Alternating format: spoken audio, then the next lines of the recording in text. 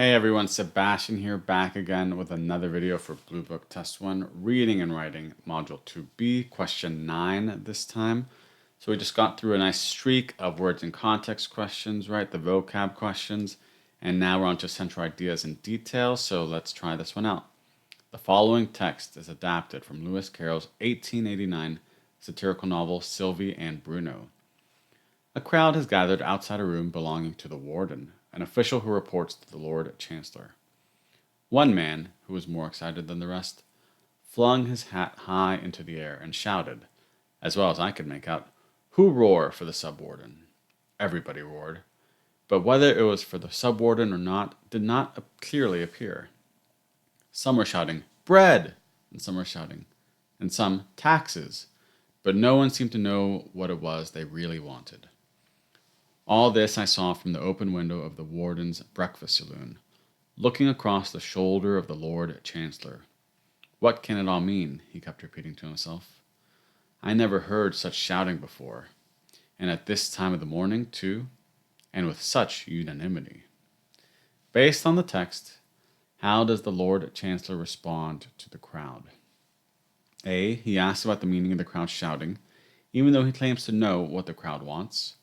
B. He indicates a desire to speak to the crowd, even though the crowd is asked to speak to the subwarden.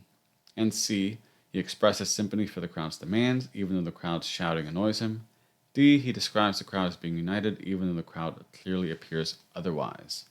Okay, so this is a great question, right? So first we want to focus on what the question's actually asking.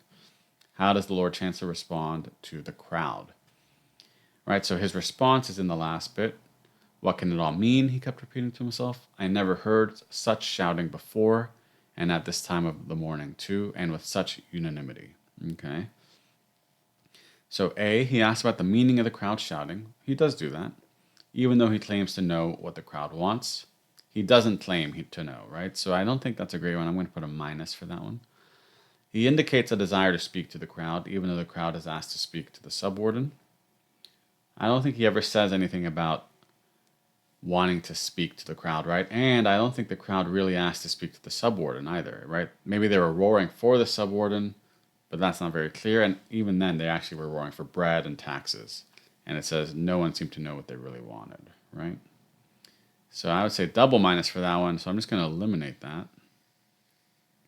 A isn't great, but it's at least better than that. C, he expresses sympathy for the crowd's demands, even though the crowd's shouting annoys him. Again, we don't see anything about sympathy. He just says, what can it all mean? And he also doesn't seem annoyed. So I would eliminate C. So we're down to A and D. And then he says he describes the crowd as being united, which we see here, right, and with such unanimity, even though the crowd clearly appears otherwise. So is that part true, right? So let's go up again, and we see, right, that they roared, which seems like they're united, but it was not appear clear whether they were roaring for the subwarden, because some were roaring for bread and some taxes, and no one seemed to know what they really wanted, right? So that makes sense, right? The crowd doesn't actually appear united, and he thinks they are. So it's going to be D, and we're seeing how the chancellor, right, is sort of just confused and not really paying attention, just hearing shouts, right? And it's not A. Okay, so for this one, right, we focus on the part they want us to focus on, the response to the crowd. But then also just notice, right, how each answer choice was broken up into two parts. There was an initial part, and then there'd be this, like, even though, right, this sort of pivot. But then we can break down each part. Is the first part true? Okay. Is the second part true? No? Okay, then it's probably wrong. Until we find one where both parts are true. And that simplifies things for us. It's easier to focus on a bunch of little pieces than to focus on one big piece. And so just practice that when you see it, right? A lot of times the answers come in these two-part structures or three-part structures where we can break them down, simplify our life, and just make everything easier for ourselves.